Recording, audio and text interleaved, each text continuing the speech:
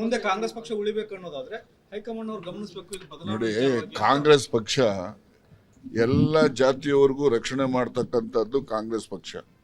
ಈಗ ಉದಾಹರಣೆಗೆ ತಗೊಳ್ಳಿ, ದೇವರಾಜ ಅರಸರು, ಅವ್ರಿಗೆ ಇನ್ನೊಬ್ಬ ಶಾಸಕ ಇಲ್ಲ ಅವ್ರ ಜಾತಿಯವರು. ವೀರಪ್ಪ ಮೊಯ್ಲಿ ಅವರು ಮುಖ್ಯಮಂತ್ರಿ ಆಗ್ಬೇಕಾದ್ರೆ ಇನ್ನೊಬ್ಬ ಶಾಸಕ ಅವ್ರ ಜಾತಿಯವರು ಇರ್ಲಿಲ್ಲ. ಧರ್ಮ್ ಸಿಂಗ್ ಮುಖ್ಯಮಂತ್ರಿ ಆಗ್ಬೇಕಾದ್ರೆ ಇನ್ನೊಬ್ಬ ಶಾಸಕ ಅವ್ರ ಜಾತಿಯಲ್ಲಿ ಇರ್ಲಿಲ್ಲ. ಆದ್ರೆ ಎಲ್ಲ ಸಣ್ಣ ಜಾತಿಗಳಿಗೂ ಕೂಡ ಅಧಿಕಾರವನ್ನ ಕೊಡ್ತಕ್ಕಂಥದ್ದು ಅಂದ್ರೆ ಕಾಂಗ್ರೆಸ್ ಪಕ್ಷ ಮಾತ್ರ. ನೋಡೋಣ, ಹೇಳಿ ಬಿಜೆಪಿನಲ್ಲಿ ನಮ್ಮ ಪಕ್ಷ ಬಂದ್ರೆ ನಾಳಿಕೆ ಒಬ್ಬ ದಲಿತರನ್ನ ಮುಖ್ಯಮಂತ್ರಿ ಮಾಡ್ತೀವಿ ಅಂತ ಹೇಳಿ ನೋಡೋಣ. ಅವರು ಹೇಳಕ್ ಸಾಧ್ಯನೇ ಇಲ್ಲ. ಆದ್ರೆ ದಲಿತರಾಗಕ್ಕಾಗ್ಲಿ, ಅಲ್ಪಸಂಖ್ಯಾತರಾಗ್ಬೇಕಾಗ್ಲಿ, ಇನ್ನೊಬ್ರು ಪರಿಶಿಷ್ಟ ವರ್ಗದವರಾಗಬೇಕಾಗ್ಲಿ, ಅದಕ್ಕೆಲ್ರಿಗೂ ಕೂಡ ಏನಾದ್ರು ಅವಕಾಶ ಬರುತ್ತೆ ಅಂತಕ್ಕಂಥ ಆಸೆ ಇದ್ರೆ ಅದು ಕಾಂಗ್ರೆಸ್ ಪಕ್ಷದ ಮೇಲೆ ಮಾತ್ರ ಭರವಸೆ ಇಡುತ್ತೆ. ಆಗ್ತಾರ್ರಿ, ಏನು ಆಕಾಶದಿಂದ ಒಂದೇ ಸರಿ ಹಿಡಿಯಕ್ ಆಗ್ತದ? ಈ ಪಂಕ್ತಿನಲ್ಲಿ ಎಲ್ಲ ಕೂತ್ಕೊಂಡಂಗೆ ಎಲ್ರಿಗೂ ಟರ್ನ್ ಬಂದೇ ಬರ್ತದೆ, ಬರೋವರೆಗೂ ಕಾಯ್ಬೇಕಷ್ಟೇ. 2028ಕ್ಕೂ ಸಿದ್ದರಾಮಯ್ಯ ಲೀಡರ್ಶಿಪ್ ಅಲ್ಲೇ ಹೋದ್ರೆ ಗೆಲ್ಲೋದು ಅಂತನಾ ಹೇಗೆ ಸರ್? ನೋಡಪ್ಪ, ಅವರು ಈಸ್ ಎ ಮಾಸ್ ಪುಲ್ಲರ್. ಅವರು ಗೊತ್ತಾಯ್ತಾ, ಸುಮ್ಮನೆ ಅಸೂಯೆಗೆ ಯಾರು ಏನ್ ಬೇಕಾದ್ರೂ ಹೇಳ್ಕೋಬಹುದು. ಅವರು ಮಾಸ್ ಪುಲ್ಲರ್ ಇರೋದ್ರಿಂದ ಅವ್ರಿದ್ರೆ ಕಾಂಗ್ರೆಸ್ ಪಕ್ಷಕ್ಕೆ ಮತಗಳು ಬರ್ತಕ್ಕಂಥದ್ದು. ಇಲ್ಲ ಅಂತ ಹೇಳಿದ್ರೆ ಸಾಧ್ಯ ಇಲ್ಲ ಅಂತ ನನ್ನ ವೈಯಕ್ತಿಕ ಅಭಿಪ್ರಾಯ. ಅದು ಯಾರು ಒಪ್ಪೋದು ಬಿಡ್ಬೋದು, ಅದು ಅವ್ರವ್ರಿಗೆ ಸೇರಿದ್ದು. ಸರ್, ಮುಂದಿನ 2.5 ವರ್ಷದಲ್ಲಿ ಸಿದ್ದರಾಮಯ್ಯ ಅವರ ಆಡಳಿತದಿಂದ ಏನ್ ಎಕ್ಸ್ಪೆಕ್ಟ್ ಮಾಡ್ಬೋದು ಸರ್ ರಾಜ್ಯದ ಜನತೆ?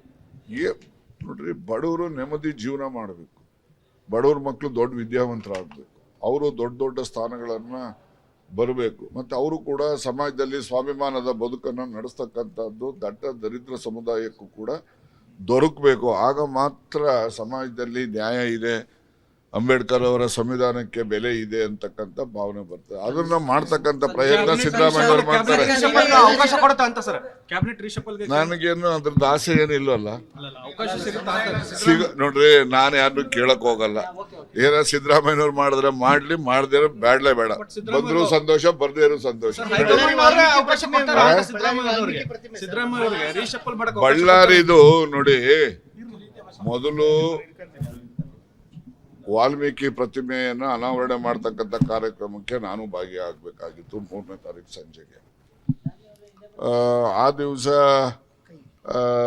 ಆ ತಾಲೂಕಲ್ಲಿ ಮತ್ತೆ ಬಳ್ಳಾರಿ ಪಟ್ಟಣದಲ್ಲಿ, ನಗರದಲ್ಲಿ ಒಂದು ರೀತಿಯ ಹಬ್ಬದ ವಾತಾವರಣದಲ್ಲಿ ಅದನ್ನು ನಾವು ಅನಾವರಣ ಮಾಡಬೇಕು ಅಂತಕ್ಕಂಥದ್ದು ಅಲ್ಲಿ ಸ್ಥಳೀಯ ಶಾಸಕರು ಮತ್ತೆ ಆ ಜಿಲ್ಲೆಯಲ್ಲಿ ಇರ್ತಕ್ಕಂಥ ST ಸಮುದಾಯ, ವಾಲ್ಮೀಕಿ ಸಮುದಾಯದ ಜನರ ಆಶಯ ಆಗಿತ್ತು. ಆ ಕಾರ್ಯಕ್ರಮವನ್ನು ನಡೆಸ್ತಕ್ಕಂಥ ಸಂದರ್ಭದಲ್ಲಿ ಯಾವುದೋ ಒಂದು ಕ್ಷುಲ್ಲಕವಾದಂಥದ್ದು, ಒಂದು ಫ್ಲೆಕ್ಸು ಕಟ್ಟಿದ್ರೂ ನಡೆಯೋದು, ಕಟ್ಟದೇ ಇದ್ರೂ ನಡೆಯೋದು. ಕಟ್ಟಿದ ಮೇಲೆ ಅದನ್ನು ತೆಗೆದುಹಾಕುವಂಥದ್ದು, ಕಟ್ತಕ್ಕಂಥದ್ದನ್ನೇ ಕೂಡ ಜಗಳ ಮಾಡ್ಕೊಂಡು ಕಟ್ಟುವಂಥ ಅಗತ್ಯತೆ ಏನಿರಲಿಲ್ಲ. ಗೊತ್ತಾಯ್ತಾ? ಆಯ್ತಪ್ಪ, ಕಟ್ಬಿಟ್ಟಿದ್ದಾರೆ ಬಿಡಪ್ಪ ಹೋಗ್ಲಿ ಅಂತಕ್ಕಂಥ ಭಾವನೆ ಆದರೂ ಇವ್ರಿಗಾದ್ರೂ ಇರಬೇಕಾಗಿತ್ತು. ಅದನ್ನೆಲ್ಲ ಅರ್ಧ ಹಾಕೋದು, ಕಿತ್ತಾಕ್ಸೋದು. ಈಗ ಕಟ್ಟಿದ್ದು ಸರಿನಾ, ಇಂಥವನು ಕುರ್ಚಿ ಹಾಕೊಂಡು ಇಂಥ ಮನುಷ್ಯ ಕೂತ್ಕೊಂಡು ಮಾಡ್ದ ಸರಿನಾ ಅಂತ ನೀವು ಕೇಳ್ಬೋದು. ಆದ್ರೆ ಅದು ಸರಿ ಇಲ್ಲ, ಕಟ್ಟಿದ ಮೇಲೆ ಕಿತ್ತಾಕಿದ್ದು ಸರಿ ಇಲ್ಲ. ಈ ಗೊಂದಲದಲ್ಲಿ ಅಲ್ಲಿ ಏನು ಆ ಒಂದು ಅನಾವರಣ ಕಾರ್ಯಕ್ರಮ ಮುಂದೂಡಿದ್ದಾರೆ, ಅದು ವಾಲ್ಮೀಕಿ ಸಮುದಾಯಕ್ಕೆ, ಬರೀ ವಾಲ್ಮೀಕಿ ಮಹರ್ಷಿಗೆ ಮಾತ್ರ ಅವಮಾನ ಮಾಡಿದಂಥದ್ದಲ್ಲ, ವಾಲ್ಮೀಕಿ ಸಮುದಾಯಕ್ಕೆ ಮಾಡಿರ್ತಕ್ಕಂಥ ಅವಮಾನ. ನಾನು ತಪ್ಪು ಅಂತ ಹೇಳ್ತಾ ಇಲ್ಲಮ್ಮ. ಈಗ ಎಲ್ಲ ಕಡೆ ಕಟ್ಕೊಂಡ್ ಬಂದಿದ್ದಾರೆ, ಎಲ್ಲ ಕಡೆ ಕಟ್ಟಿದ ರೀತಿಯಲ್ಲಿ ಅಲ್ಲೂ ಕೂಡ ಕಟ್ಟಿರಬಹುದು. ಆದರೆ ಅವರ ಏನು ಅಂದ್ರೆ, ನಾನು ಹೇಳೋದು ಕಟ್ಟಿದ್ದು ಸರಿ ಅಂತನೂ ಹೇಳಲ್ಲ, ತಪ್ಪು ಅಂತಾನೂ ಹೇಳಲ್ಲ. ಒಂದು ಪಕ್ಷ ತಪ್ಪೆ ಅಂತ ನಾವು ಭಾವನೆ ಮಾಡ್ಕೊಳ್ಳೋದೇ ಆದರೆ ದೊಡ್ಡತನ ಮೆರಿಬೇಕು ಯಾವಾಗಲೂ ಕೂಡ. ಅದು ಮಹರ್ಷಿ ವಾಲ್ಮೀಕಿದದು, ಬೇರೆ ಯಾವುದೇ ಒಂದು ಪುಸ್ತಳಿಯನ್ನ ಅನಾವರಣ ಮಾಡ್ತಕ್ಕಂಥಲ್ಲ. ಇಡೀ ನಗರವೇ ಹಬ್ಬದ ವಾತಾವರಣದಲ್ಲಿ ಇರತಕ್ಕಂಥ ಸಂದರ್ಭದಲ್ಲಿ ಒಬ್ರು ಯಾರೋ ಅದಕ್ಕೆ ಅಪಚಾರ ಮಾಡುವಂಥದ್ದು ಮಾಡೋದು ರಾಜಕಾರಣದಲ್ಲಿ ಒಳ್ಳೇದಲ್ಲ. ತಮ್ಮ ಮನವಿ, ತಮ್ಮ ಕೂಗು ರಾಹುಲ್ ಗಾಂಧಿ ಅವರು ಮುಟ್ಟಿದೆಯಾ ಸರ್? ನೋಡಪ್ಪ, ನಾನು ಬರೆಯೋದು ನನ್ನ ಕೆಲಸ ಮಾಡಿದ್ದೀನಿ. ಮುಂದಿಂದು ಏನಾಗ್ತದೆ ಏನು ಹೋಗ್ತದೆ ಅದಕ್ಕೆ ನಾನು ಜವಾಬ್ದಾರನೂ ಅಲ್ಲ, ಅದಕ್ಕೆ ನಾನು ಉತ್ತರನೂ ಹೇಳೋದಿಲ್ಲ. ಮುಂದಿನ 2.5 ವರ್ಷದಲ್ಲಿ ಸಿದ್ದರಾಮಯ್ಯರಿಗೆ ಫ್ರೀ ಹ್ಯಾಂಡ್ ಸಿಗುತ್ತಾ ಸರ್ ಆಡಳಿತಾತ್ಮಕವಾಗಿ? ಪವರ್ ಸೆಂಟರ್ ಹೆಚ್ಚಾಗಿದ್ದಾವೆ ಅಂತ ನೀವೇ ಹೇಳಿದ್ರಿ. ಪವರ್ ಸೆಂಟರ್ಗಳು ಬಹಳ ಆಗಿವೆ ಅಂತ ಫ್ರೀ ಹ್ಯಾಂಡ್ ಸಿಗುತ್ತಾ ಅಂತ ಅಡ್ಮಿನಿಸ್ಟ್ರೇಟಿವ್ ಅಲ್ಲಿ? ನಾನು ಹಿಂದೆ ಹೇಳಿದೆನಲ್ಲ, ತಿರ್ಗಿ ಯಾಕೆ ಹೇಳಿಸ್ತೀರಿ? ಈಗ ನೋಡಿ, ಪವರ್ ಸೆಂಟರ್ ನೋಡಮ್ಮ, ಪವರ್ ಸೆಂಟರ್ ಅಂತ ಹೇಳಿದ್ರೆ ಈಗ ಮೊದಲು ಇದ್ದಿದ್ದು ಕರ್ನಾಟಕದಲ್ಲಿ ಚೀಫ್ ಮಿನಿಸ್ಟ್ರು ಮತ್ತೆ ಕಾಂಗ್ರೆಸ್ ಪಕ್ಷದ ಅಧ್ಯಕ್ಷರು ಇರ್ತಾ ಇದ್ರು. 2 ಪವರ್ ಸೆಂಟರ್ ಅಂತ ಇಟ್ಕೊಳ್ಳೋಣ, ಇಲ್ಲ ಇಬ್ರು ಒಂದಾಗಿದ್ರು ಒಂದೇ ಇತ್ತು ಅಂತ ಹೇಳ್ಕೊಳ್ಳೋಣ. ಈಗ ನಮ್ಮವರೇ ಇದಾರಲ್ಲ, ನಮ್ಮವರೇ ಅಧ್ಯಕ್ಷರಿದ್ದಾರೆ, ಅದು ಒಂದು ಪವರ್ ಸೆಂಟರ್ ಅಲ್ವಾ? ಹೌದು ಅಂತೀರಾ ಇಲ್ಲ ಅಂತೀರಾ ಹೇಳಿ, ಹೌದು ತಾನೆ? ಮತ್ತೆ ಇರೋದನ್ನ ಒಪ್ಕೊಳಕ್ಕೆ ಏನ್ ತೊಂದರೆ? ಅದನ್ನ ಪವರ್ ಸೆಂಟರ್ ಇದ್ದೇ ಇದೆ, 1 2 3 ಇನ್ನೊಂದಿದ್ರೆ ಇನ್ನೊಂದು ಆಗ್ತದೆ. ಬರ್ತಾ ಇಲ್ವಲ್ಲ ಸರ್, ಯಾವುದು ಒಮ್ಮತ ಪವರ್ ಸೆಂಟರ್ಗಳಲ್ಲಿ ಒಮ್ಮತ ಇಲ್ಲದೆ ಇರೋದ್ರಿಂದ ನೋಡಿ, ಕಾರ್ಯಕರ್ತರು ಕಾಂಗ್ರೆಸ್ ಪಕ್ಷ ಯಾವತ್ತೂ ಕೂಡ ಡೆಮಾಕ್ರೆಟಿಕ್ ಪಕ್ಷ ಇದು. ಇದರಲ್ಲಿ ಪ್ರತಿಯೊಬ್ಬನು ಅವನ ಅಭಿಪ್ರಾಯ ಹೇಳಲಿಕ್ಕೆ ಅವನಿಗೆ ಅರ್ಹತೆ ಇದೆ. ನೀವು ಅದನ್ನ ಬಿಟ್ಬಿಟ್ಟು ಬೇರೆ ಪಾರ್ಟಿಲಿ ಹೇಳಿ ನೋಡಿವಂತೆ ಬೆಳಿಗ್ಗೆನೆ ಓಡಿಸ್ಬಿಡ್ತಾರೆ. ದೇವೇಗೌಡ ಮುಂದೆ ಹೇಳಿ ನೋಡಿವಂತೆ ಬೆಳಿಗ್ಗೆನೆ ಇವನು ಯಾರು ಅಂತ ಕಳಿಸ್ತಾರೆ. ಯಾರು? ಪರಮೇಶ್ವರ್ ಸೂಟು, ಅವ್ರೇನು ಸೂಟಲ್ಲಿ ಇವತ್ತು ಹೊಲ್ಸ್ಕೋಬೇಕಾ? ನೀನು ಹೊಲ್ಸ್ಕೊಡ್ಬೇಕಾ? ನಾನು ಹೊಲ್ಸ್ಕೊಡ್ಬೇಕಾ? ಅವರು ಹುಟ್ಟಿರೋದೇ ಸೂಟಲ್ಲಿ, ನೀನು ಅದಕ್ಕೆ ಯಾಕೆ ಸೂಟ್ ಹೊಲ್ಸ್ಕೊಬೇಕು? ನೋಡಿ, ಆಸೆ ಪಡೋದ್ರಲ್ಲಿ ತಪ್ಪೇನಿಲ್ಲ.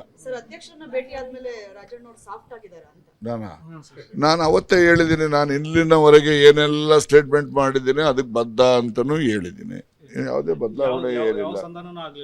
ಏನ್ ಸಂಧಾನ ಏನಿದೆ? ಈಗ ನಾನು DK ಶಿವಕುಮಾರ್ ಹಳೆಯ ಸ್ನೇಹಿತರು, ಸಿದ್ದರಾಮಯ್ಯನವರು ನಾವು ಪರಿಚಯ ಆಗಿ ಸ್ನೇಹಿತನ ಬೆಳೆಯೋದಕ್ಕಿಂತ ಮುಂಚಿತವಾಗೂ ಕೂಡ ಇದ್ರು. ನಾನು ಅವರು ಜೊತೆನಲ್ಲಿ ವಿದೇಶ ಪ್ರವಾಸಗಳನ್ನು ಬಹಳ ಮಾಡಿದ್ದೀವಿ, ಗೊತ್ತಾಯ್ತಾ? ವಿದೇಶ ಪ್ರವಾಸ ಮಾಡಿದ್ಮೇಲೆ ಯಾರೆಲ್ಲ ಹೆಂಗಿರ್ತಾರೆ ಅಂತ ಗೊತ್ತಲ್ವಾ ನಿಮ್ಗೆ? ನೋಡಿರಿ,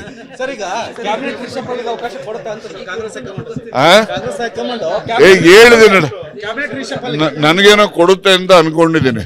ಈಗ 6ನೇ ತಾರೀಕು 7ನೇ ತಾರೀಕು ರಾಹುಲ್ ಗಾಂಧಿ ಅವರು ಸ್ವದೇಶಕ್ಕೆ ಬರ್ತಾರೆ. ಅವರು 10 11 ಅಲ್ಲಲ್ಲ, ನಾನು ಹೇಳ್ತೀನಿ, ಮೊನ್ನೆ ಇವರು ವರ್ಕಿಂಗ್ ಕಮಿಟಿ ಮೀಟಿಂಗ್ ಹೋದಾಗ 3/4 ಇವರು ಪ್ರಸ್ತಾಪ ಮಾಡಿದ್ದಾರೆ ಅಂತ ಅನ್ಕೊಂತೀನಿ ನಾನು, ಮುಖ್ಯಮಂತ್ರಿಗಳು. ಅದಕ್ಕೆ ಅವ್ರೇನು ಹೇಳ್ಬೋದು, ನಾನು ಹೊರದೇಶಕ್ಕೆ ಹೋಗ್ತಾ ಇದ್ದೀನಿ, ಬಂದಾದ್ಮೇಲಿಂದ ಬನ್ನಿ ಅಂತ ಹೇಳಿರ್ತಾರೆ. ಅವರು ಬಂದಾದ್ಮೇಲಿಂದ ಇವರು ಅವರಿಗೆ ಸಮಯ ಕೇಳ್ತಾರೆ. ಕೇಳಿದಾಗ ಅವರು ಯಾರನ್ನು ಕರೆಸ್ತಾರೋ ಯಾರನ್ನು ಬಿಡ್ತಾರೋ ಏನು, ಅಥವಾ ಯಾರನ್ನಾರು ಇಲ್ಲಿಗೆ ಕಳಿಸಿದ್ದು ಮಾಡ್ತಾರೋ ಏನು ತೀರ್ಮಾನ ಮಾಡ್ತಾರೋ ಗೊತ್ತಿಲ್ಲ. ಒಟ್ಟಿನಲ್ಲಿ ಅವರು ಸ್ವದೇಶಕ್ಕೆ ಬಂದಾದ ಮೇಲೆ ಸ್ವಲ್ಪ ಇದ್ರ ಬಗ್ಗೆ ಚಟುವಟಿಕೆಗಳು ನಡೆಯುತ್ತೆ. ನನಗೇನೋ ನಡೆಯುತ್ತೆ ಅಂತ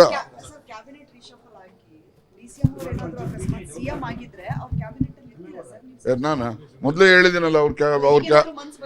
ನಾನು ಯಾವುದೇ ಕಾರಣ ನಾನು ಹೇಳಿದ್ದೀನಲ್ಲಮ್ಮ, ನಾನು ಯಾವತ್ತೂ ಕೂಡ ಅಧಿಕಾರಕ್ಕೋಸ್ಕರ ಸುಳ್ಳು ಹೇಳೋನಲ್ಲ, ಹೇಳ್ದಂತ ಮಾತನ್ನ ವಾಪಸ್ ತಗೊಳ್ಳೋನು ಅಲ್ಲ. ನಡೀರಿ. ರಾಹುಲ್ ಗಾಂಧಿ ಅವ್ರನ್ನ ತಾವೇನು ಭೇಟಿ ಆಗ್ತಿದ್ರಿ?